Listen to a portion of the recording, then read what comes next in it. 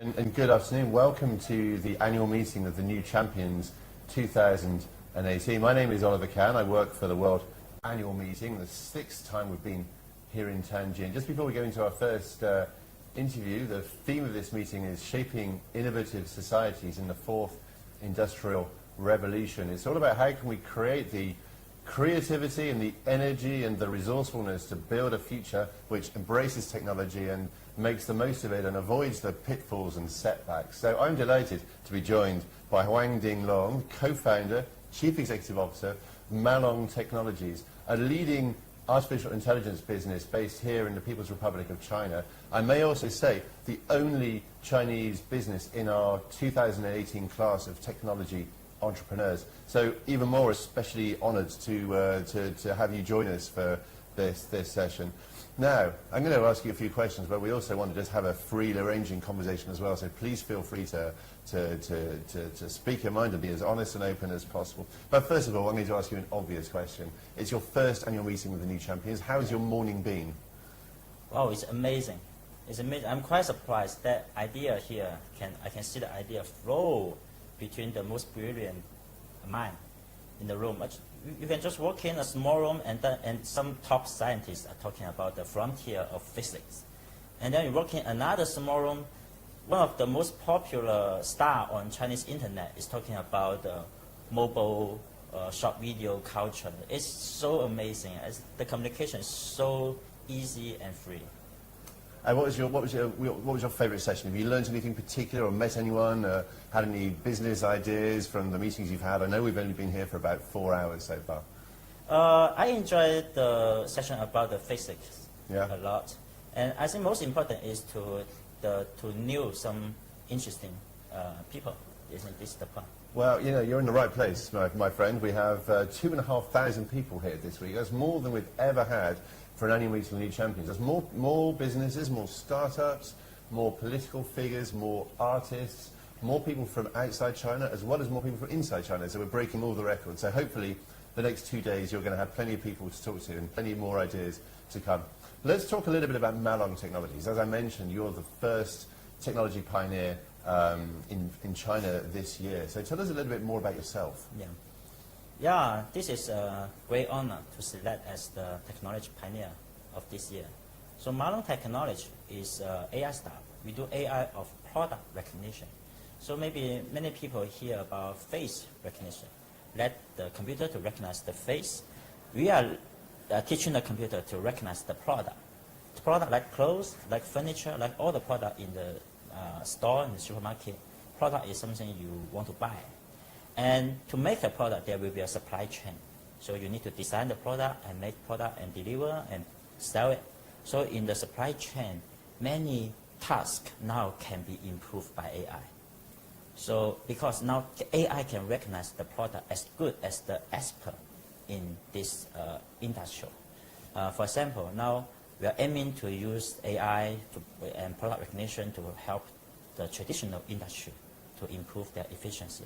For example, in retail, we help the supermarket to build an unmanned supermarket solution. Like now people in the supermarket, when they check out, they need to wait in a long line. The cashier need to scan the product one by one, and we can just use one camera, can recognize all the product in the cart, and user can easily check out. And also like in the fashion textile industry, we use AI to help the fashion designer to analyze and predict the fashion trend. Like New York fashion show just started, and we can use AI to analyze all the image from the fashion show and then give you data like some kind of color is increasing from this percentage to that percentage. So this is a new fashion trend. Even in medical, we help the doctor to analyze the medical image with much higher efficiency. So we use the product recognition to help the traditional industry to improve their efficiency significantly. There are three fascinating examples, Dinglong, and we'll probably come to all of them, but I'm really interested in the retail example first, because China, coming from somebody who doesn't live in China, when I read about China, I feel it's the most digitally advanced consumer society in the world. You know, my colleagues and my friends here in China They don't carry cash. They don't even use credit cards. You know, you don't buy taxis. You go for Didi when you're looking to move around town and move around from the city. So what you're essentially doing is you're helping the retail shops fight back, aren't you? In a society which has really embraced e-commerce and really embraced buying things online and getting delivered on the same day, you're giving a kind of, you know, a second chance to those old world establishments that, you know, we call shops. Yeah, that's true. Actually, we do see a trend now. Online shopping in China was growing very fast in the past years, but now there's a trend that the offline shopping is coming back. People actually need the offline shopping because the experience is different. Something you really need to touch it, you need to feel it. Something you just want it right now, not the other day. So offline shopping is very important. But now, because of the internet technology, especially the mobile internet develop and provide a very good infrastructure, like the mobile payment. Okay, in the offline, so now you go to the offline shopping, you don't need to take cash. You just use the mobile payment. But that time still some point will make the consumer feel not very good. Like when I check out, like in supermarket checkout, I need to wait a long line, very long time. The cashier need to bid for one bid and for another one take a long time. Yeah. So okay, we make the solution is okay, the camera can just recognize all the product and you can check out very fast and pay with the mobile payment. We also made a product we call it smart cabinet. So it's a normal cabinet and we add some camera. The camera is like the cashier's eyes. The camera can recognize what the consumer has taken from the cabinet and then combine with the mobile payment. The user can just scan the QR code, open the door, take anything, close the door, and we pay automatically. So it's somewhat like the vending machine, but the cost is much cheaper because the hardware device is very simple and with much better experience. So yes, we do believe using AI we can upgrade the experience of some traditional industry.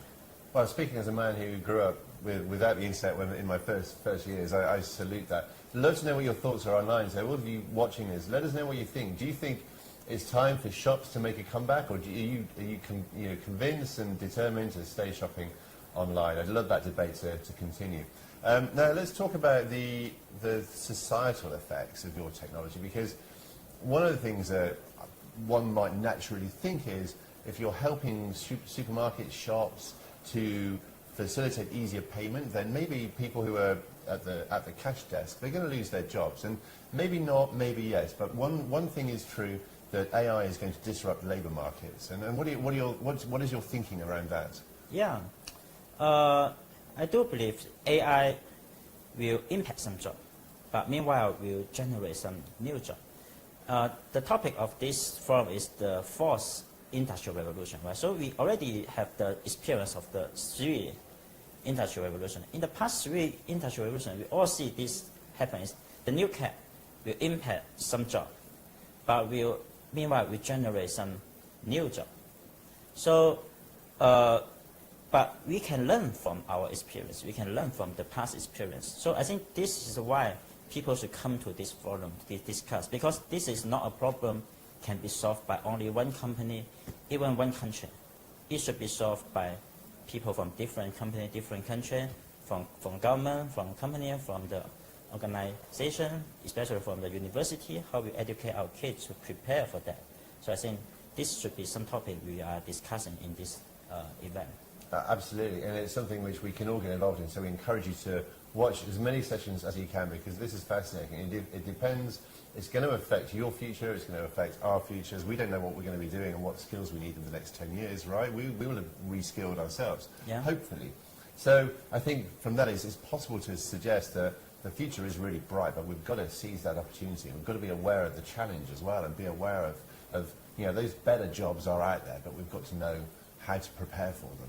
Yeah. So let's talk a little bit more about Malong, beg your pardon, and what are your growth plans now? It sounds like you've cornered at some really interesting markets in retail and health and fashion. Where next for the business?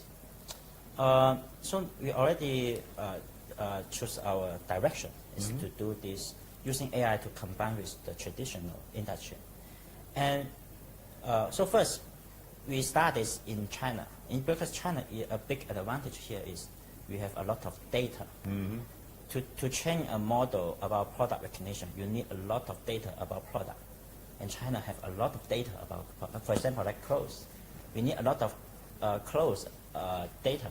And half of the clothes is made in China. So then half of the clothes data is in China. Right. So we can have a big data to train a very good model.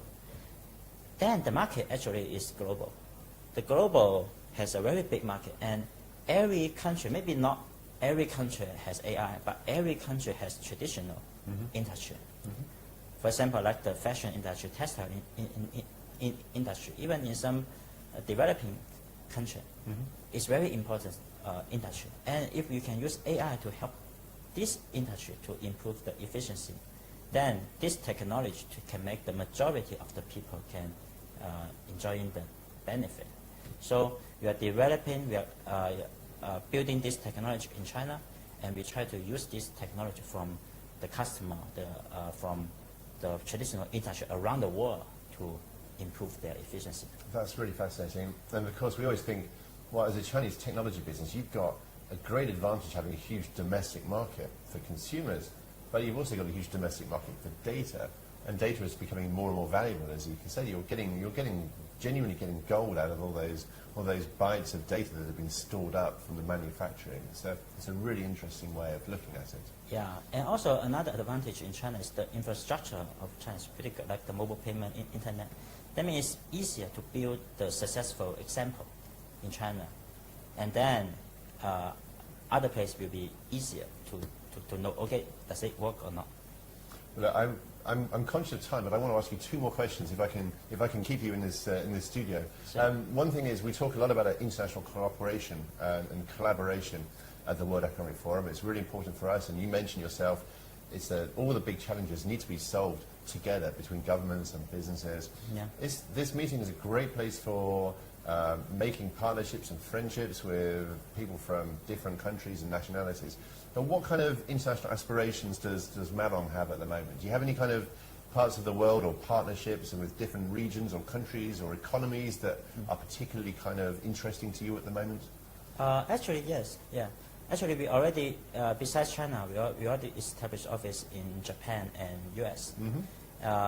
We find a big demand in the foreign country because one of the benefits we can bring to our customers is we can help them to save the labor cost. And the labor cost in like Japan, America, and European is very expensive. So they may have a big demand to try this new technology. So actually, I'm talking with many potential partners in this event. Very, very good, and that's good because we've got to do business. Now, one more question, if I may, Dinglong, and I'm going to ask you to look into the future and maybe think a little bit outside artificial intelligence in your own business. What are the technologies, apart from AI, that you find most exciting and will change the future in the most profound way? Actually, I think this is the fourth industrial revolution. It's a combination of many technologies. AI is just one of them.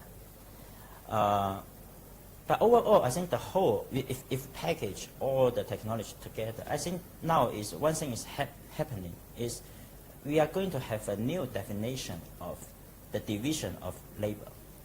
Division labor, some part of jobs should be performed by human, some jobs should be performed by machine. Like the first, second, and third industrial revolution, they all define the new division of labor because the machine can do more and more. And now the machine can start to do some intelligence-related work, can do more complicated work. So that means we will have a new division of labor. And how to define this new division and how to make sure, okay, I believe in the future is, overall speaking, is the human productivity is improving. That means we need less time to generate more product. That means human will have more time to enjoy the life. And how should we use this time? I think this is a very interesting topic to discuss. We have a long and healthy lifetime of leisure ahead of us. I remember those arguments in the 1970s. Not myself, I wasn't around then, but I remember people talking about the third industrial revolution leading us to have lots of work time. And personally, I work quite a lot of hours now already. So